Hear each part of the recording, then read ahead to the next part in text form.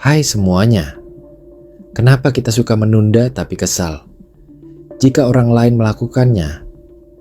Menunda atau sering disebut prokrastinasi adalah sebuah fenomena yang sangat umum dalam kehidupan kita sehari-hari.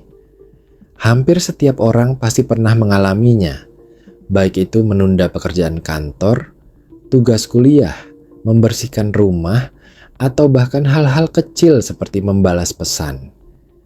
Anehnya, meskipun kita sendiri sering terjebak dalam lingkaran penundaan ini, kita seringkali merasa kesal, jengkel, atau bahkan marah ketika orang lain yang kita harapkan melakukan sesuatu justru menundanya. Ini adalah sebuah paradoks menarik yang seringkali membuat kita bertanya-tanya, kenapa kita bisa bersikap demikian? Kenapa standar kita untuk diri sendiri berbeda dengan standar kita untuk orang lain dalam hal menunda? Mari kita coba telusuri lebih dalam fenomena ini, mulai dari akar penyebab kenapa kita suka menunda, hingga alasan dibalik kekesalan kita saat orang lain yang melakukannya. Salah satu alasan utama kenapa kita suka menunda adalah karena kita seringkali terjebak dalam pencarian kepuasan instan. Otak kita cenderung memilih jalur yang paling mudah dan memberikan kesenangan segera. Melakukan pekerjaan yang sulit atau tidak menyenangkan seringkali memerlukan energi mental yang besar, dan secara naluriah kita ingin menghindarinya. Daripada mengerjakan laporan yang rumit, kita lebih memilih membuka media sosial, menonton video, atau melakukan hal lain yang terasa lebih menyenangkan dan tidak memerlukan banyak usaha. Sensasi dopamin yang kita dapatkan dari aktivitas yang menyenangkan ini menjadi semacam hadiah yang membuat kita terus-terusan memilihnya. Meskipun kita tahu bahwa tugas yang seharusnya kita kerjakan akan semakin menumpuk dan menjadi lebih berat. Ini bukan berarti kita malas, tapi lebih kepada bagaimana otak kita memprioritaskan kenyamanan jangka pendek di atas keuntungan jangka panjang. Kita meyakinkan diri bahwa nanti saja deh, atau besok juga bisa. Padahal dalam hati kecil kita tahu bahwa hal itu hanya akan menumpuk beban. Selain itu, faktor perfeksionisme juga berperan besar dalam kebiasaan menunda. Terkadang kita ingin melakukan sesuatu dengan sempurna, dan saking takutnya hasilnya tidak sesuai harapan, kita justru tidak memulai sama sekali. Pikiran bahwa pekerjaan itu harus sempurna membuat kita terbebani dan merasa tidak sanggup untuk memulainya. Kita merasa bahwa kita belum memiliki semua sumber daya, waktu, atau pengetahuan yang cukup untuk menghasilkan karya yang sempurna, sehingga kita terus menunda sampai kita merasa siap.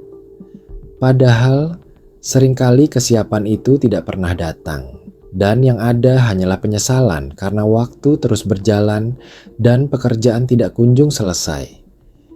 Kita terjebak dalam siklus analisis yang berlebihan, memikirkan semua kemungkinan skenario buruk, dan akhirnya justru lumpuh karena ketakutan akan kegagalan atau ketidaksempurnaan. Ketidakjelasan tujuan atau kurangnya motivasi juga menjadi pemicu penundaan. Ketika kita tidak yakin apa yang harus kita lakukan atau mengapa kita harus melakukannya, sulit bagi kita untuk menemukan dorongan untuk memulai. Bayangkan jika Anda diminta untuk mengerjakan tugas tanpa tahu tujuannya atau manfaatnya bagi Anda. Kemungkinan besar Anda akan merasa enggan dan terus menundanya. Berbeda halnya jika Anda tahu bahwa tugas itu akan memberikan dampak positif yang besar bagi karier Anda atau orang lain. Motivasi yang jelas memberikan energi dan arah membuat kita lebih mudah untuk melangkah dan mengurangi kecenderungan untuk menunda. Tanpa motivasi yang kuat, pekerjaan terasa seperti beban yang tidak perlu, dan kita akan selalu mencari alasan untuk menghindarinya. Lantas, kenapa kita bisa begitu kesal saat orang lain yang menunda? Ada beberapa alasan psikologis yang mendasari hal ini. Pertama, kita seringkali merasa terpengaruh secara langsung oleh penundaan orang lain.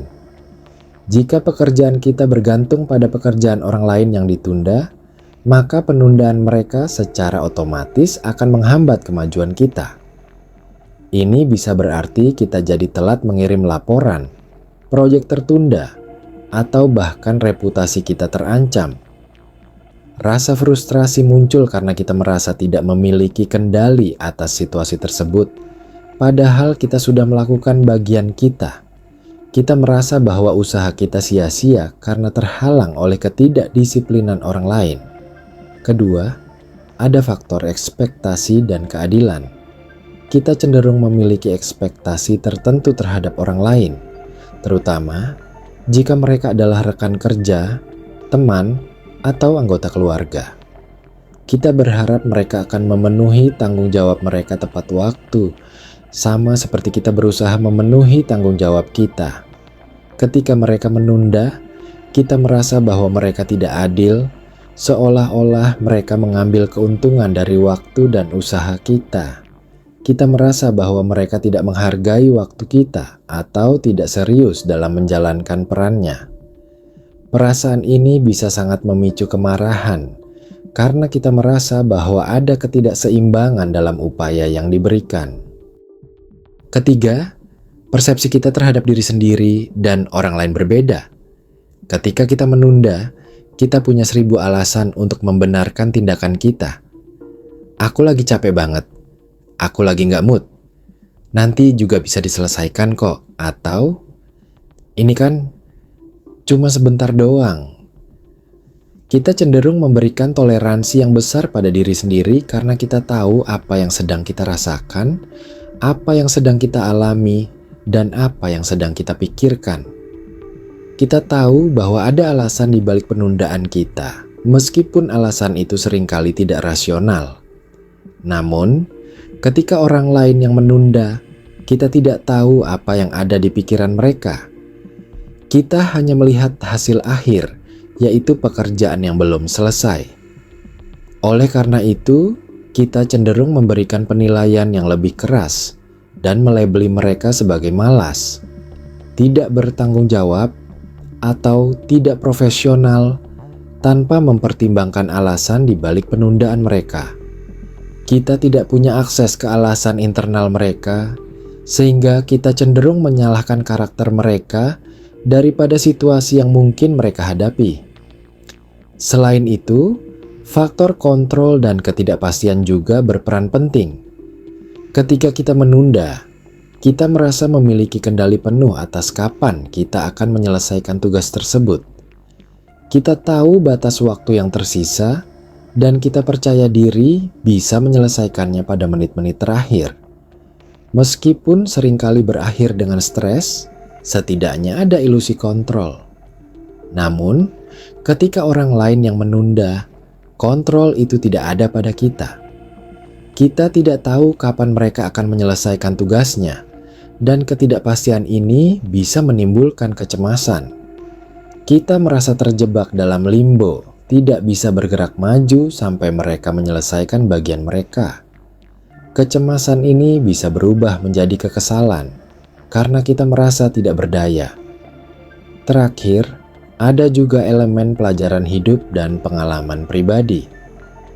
Mungkin kita pernah mengalami kerugian besar karena menunda, atau karena orang lain menunda.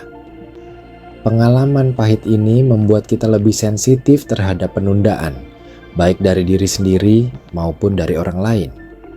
Kita belajar bahwa menunda bisa berdampak negatif, dan kita tidak ingin mengulanginya.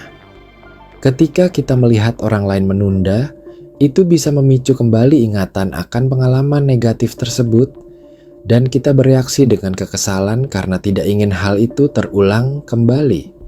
Kita melihat konsekuensi dari penundaan di masa lalu, dan kita tidak ingin hal itu menimpa kita lagi. Pada akhirnya, paradoks ini mengajarkan kita tentang kompleksitas sifat manusia. Kita adalah makhluk yang penuh kontradiksi, seringkali menerapkan standar yang berbeda untuk diri sendiri dan orang lain.